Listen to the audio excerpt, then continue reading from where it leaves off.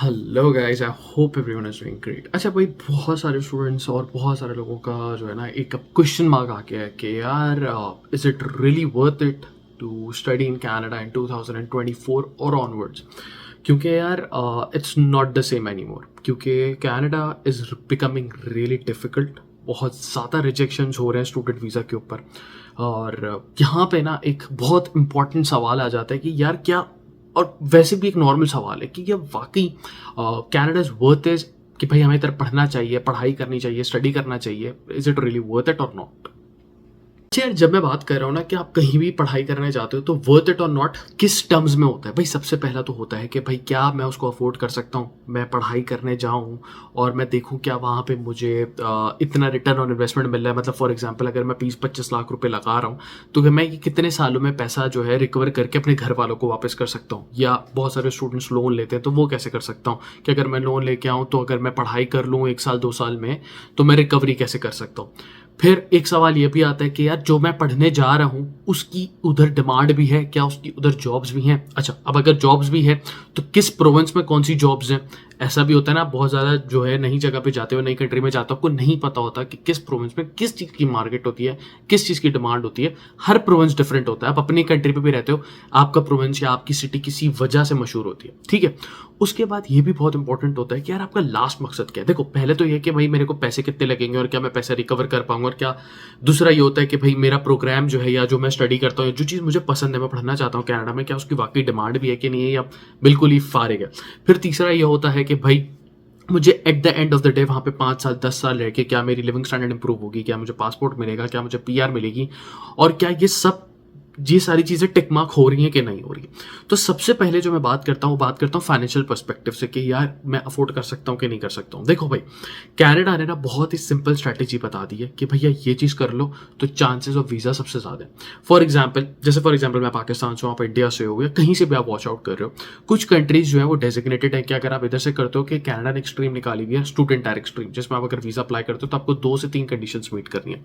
सबसे पहली कंडीशन क्या है कि भाई आपको यूनिवर्सिटी के पहले साल की फीस पे करनी है, ठीक है। मेरा फाइनेंशियल पर्सपेक्टिव का जो पॉइंट जो पहला है। दूसरा क्या है कि भैया आप ये होता था कि हम लोग अपने होम कंट्री में क्या करते हैं, जाली बैंक स्टेटमेंट बनवाते हैं। पैसे हैं नहीं है, फेक दिखा दिए, कर दिया वो कर दिया। कनाडा बोलता है ठीक है भाई, आपके पास पैसा है, लेकर आ जाओ, कनाडा लेकर आ जाओ, वो आप ही को काम आएगा और अल्टीमेटली हम आपसे पैसा लेंगे as a block account, GIC के तौर पे, गारंटीड इन्वेस्टमेंट सर्टिफिकेट। और जब आप यहाँ पे आओगे हम आपको वो पैसा 1 साल में वापस कर लेंगे, ठीक है। दूसरा पॉइंट जो होता है ना, तीसरी इसकी जो कंडीशन है स्टूडेंट डायरेक्ट स्ट्रीम की, वो है कि आर्ट्स में तो कनाडा ये कहता है कि यार एटलीस्ट इंग्लिश बोलनी आनी चाहिए। तो उसकी भी एक मिनिमम क्राइटेरिया, बहुत सारे स्टूडेंट्स इस क्राइटेरिया में भी नहीं उतरते। स्टूडेंट डायरेक्ट स्ट्रीम की एक क्राइटेरिया है 6.5 ओवरऑल आर्ट्स में होने चाहिए विद नो लेस देन 6। मैं अभी भी कहूंगा ये क्राइटेरिया है, क्योंकि उसने कैनेडियन एम्बेसी ने 6 ओवरऑल कर दिया, बट जो वीजा रेशियो सबसे ज्यादा अच्छा है वो 6.5 overall with no less than 6 का है। उसके और भी ऑल्टरनेटिव्स आप डोलिंगो दे सकते हो, सेल्फपिप दे सकते हो, पीटीई दे सकते हो, और भी काफ़ी टेस्ट हैं, ठीक है। उसके भी मिनिमम स्कोर जो है वो आपको मीट करना होता है, ठीक है।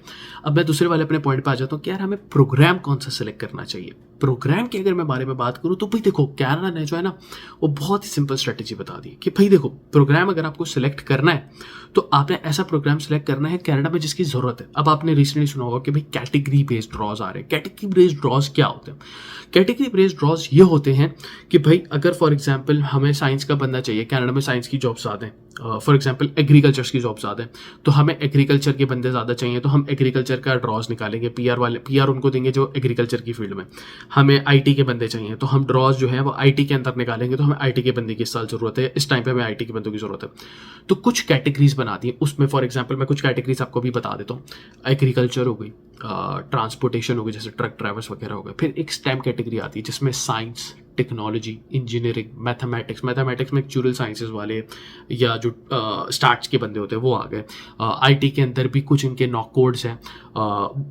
हम जो है ना ये सारी कैटेगरीज जो है वो वीडियो बाय वीडियो डिस्कस करेंगे कि उसके अंदर कौन कौन से नॉक कोड्स हैं, और 1 बाय 1 इंशाल्लाह मैं ज़रूर कवर करूँगा नेक्स्ट वीडियोज़ में अपकमिंग। उसके बाद जो है और भी काफ़ी हैं, एग्रीकल्चर हो गया, ट्रांसपोर्ट हो गया, स्टेम कैटेगरीज हो गई, नर्सिंग के अंदर हो गया, फिर आपका चाइल्ड केयर के अंदर हो गए। तो इस तरह की काफ़ी फील्ड्स हैं। तो वो बंदे उनको कैटेगरी स्पेसिफिक चाहिए, भाई अब हमें हर बंदा नहीं चाहिए, बस हमें ये वाली कैटेगरी वाला चाहिए, क्योंकि हमारे पास इसी की जॉब्स हैं। अब हम लास्ट पर्सपेक्टिव पे आते हैं, जो कि हमारा लास्ट पर्सपेक्टिव है वो ये है कि भाई क्या Canada is it worth it. अब मैं फर्स्ट, सेकंड और थर्ड का कंक्लूजन बताता हूँ कि क्या वाकई वर्थ इट करता है कि नहीं करता। तो इसको अब लास्ट, अभी आखिरी मिनट आप अपना पूरा सुने। भाई देखो, अगर तो आपका पहला पॉइंट टिक करता है कि हाँ यार मेरे पास इतनी जेब में पैसा है, फॉर एग्जांपल आपकी यूनिवर्सिटी की फीस है $20,000 और आपकी जीआईसी है $20,000, तो $40,000 अगर मेरी जेब में है और मैं कनाडा आके मास्टर्स करता हूँ, तो क्या मैं ये इधर अपनी जो है गूगल पे जाके चेक करो कि भाई कि कनाडा के अंदर सैलरीज कितनी है, तो क्या मैं 1 साल में 2 साल में अगर मैं जॉब पे लगता हूँ तो क्या मैं ये पैसे रिकवर कर सकता हूँ कि नहीं कर सकता हूँ। मैंने इस तरह अपना करा था, ठीक है। दूसरा पॉइंट ये है कि भाई आप ये देख लो कि जो मैं प्रोग्राम करने जा रहा हूँ क्या कनाडा में उसकी वर्थ इट है। मैं कहता हूँ कि ये गलती शायद मैंने भी की थी, मैंने सिंपल MBA किया जो कि नहीं करना चाहिए था और मैं ऐसी स्पेसिफिक फील्ड में करता जो कि मुझे करनी चाहिए थी, राइट। तीसरा ये आता है कि क्या कनाडा PR या पासपोर्ट देता है, तो इस वाले पॉइंट को मैंने वहां पे ब्रेक किया था। मैं यहाँ पे पूरा करता हूँ कि हाँ देता है, बहुत सारे तरीकेकार हैं, बट अगेन उसका एक प्रोसेस है कि आप पहले यहाँ पे, बहुत सारे स्टूडेंट्स मुझे पूछते हैं कि यार अगर हम कनाडा में स्टडी नहीं करते, हम डायरेक्ट कनाडा PR के लिए आ जाते हैं तो हो सकता है, क्योंकि अभी तो बहुत ज़्यादा CRS ऊपर जा चुका है, तो इट्स रियली हार्ड। अगर आप अपने होम कंट्री में, it's not possible at all. तो आपको सबसे पहला क्या पॉइंट है, आपने सबसे पहले आना है कनाडा मास्टर्स करने। कनाडा मास्टर्स करने के बाद आपने पहले तो अपनी इन्वेस्टमेंट देखनी है, रिटर्न ऑन इन्वेस्टमेंट, कि मैं पैसा लगा के रिकवर कर सकूँगा। फिर प्रोग्राम देखना है और फिर प्रोग्राम के बाद ये देखना है कि मैं कैसे ऐसे प्रोविंस में जा सकता हूँ या ऐसे प्रोग्राम में जा सकता हूँ जहाँ मुझे PR मिलेगी और PR के 2-3 साल बाद मुझे पासपोर्ट मिलेगा और फिर मैं कहीं भी जॉब कर सकता हूँ और फिर जो आपके अपने पर्सनल गोल्स हैं वो आप अचीव करें। तो आई होप, अगर मैं कंक्लूसिवली कहूँ कि क्या is it worth coming to Canada in 2024, अगर ये सारे पॉइंट टिक होते हैं तो वाकई आओ। और बहुत सारे लोग पूछते हैं कि भाई वहाँ पे इन्फ्लेशन है, महंगाई है, खर्चा है, पानी। देखो भाई ये तो पूरी दुनिया में, अपनी होम कंट्री में भी है, यहाँ भी है, हर जगह मुश्किलात तो हर ही जगह है। आपको अपने गोल्स याद रहने चाहिए कि मुझे क्या करना है क्या नहीं करना, और उसी के बेसिस पे आप अपने डिसीजन लें। और बहुत बड़ी गलती है, एंड करते हैं वीडियो को, बहुत बड़ी गलती है, काउंसलिंग नहीं लेते। मैं काउंसलिंग 1-to-1 ऑफर करता हूँ, बाकी चीज़ और चाहिए आप मुझे इंस्टाग्राम पे भी DM कर सकते हो। इफ़ पॉसिबल मैं फ्री हुआ या मैं अवेलेबल हुआ या मैं लाइव सेशन रखूँगा तो उसमें मैं आपका ज़रूर जवाब दूंगा। आप ज़रूर पेड कंसल्टेंसी नहीं लें, क्योंकि I am not a registered IRCC consultant. So मेरी जो सारी बातें वो एक एक्सपीरियंस पे होती है, आई am not a registered IRCC consultant, ठीक है। तो मेरे एक्सपीरियंस के हिसाब से कनाडा आना चाहिए, it's worth it, but under a category, under a profession जो यहाँ पे डिमांड में और जिसकी अच्छी सैलरीज है, आप रिकवर भी कर सकते हो पैसे, ये सारी चीज़ें। और yes, it's really worth it, आना चाहिए, बिल्कुल आना चाहिए, लेकिन काउंसलिंग ज़रूर करनी चाहिए कि किस में आना चाहिए। अब ये कैसे पता चलेगा, ये वही बंदा बता सकता है जो कि यहाँ पे है, जो उसने यहाँ देखा हुआ है, जो यहाँ एक्सपीरियंस कर चुका है, जो उस प्रॉब्लम से गुजर चुका है, या जो अपना टाइम वेस्ट कर चुका है, या जो आपको बेहतर गाइड करेगा।